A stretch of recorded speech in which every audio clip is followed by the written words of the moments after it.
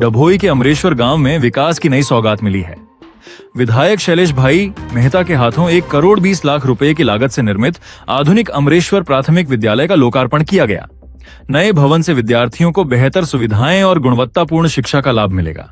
इस अवसर पर शिक्षा जगत से जुड़े पदाधिकारी, शिक्षक, विद्यार्थी और बड़ी संख्या में ग्रामीण मौजूद रहे।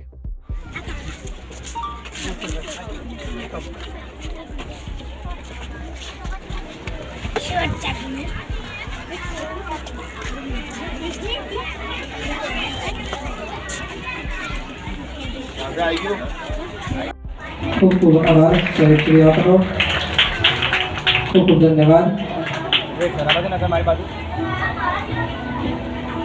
ત્યારબાદ સાદર ખૂબ ખૂબ આભાર સાહેબ શ્રી આપનો। ત્યારબાદ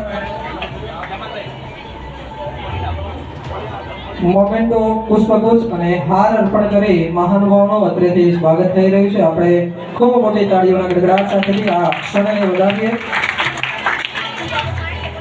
ઉપસ્થિત જિલ્લા પંચાયત શિક્ષણ સમિતિના કદાચ આજ સુધીના ઇતિહાસના સૌથી યુવાન ચેરમેન ભૂમિકાભાઈ,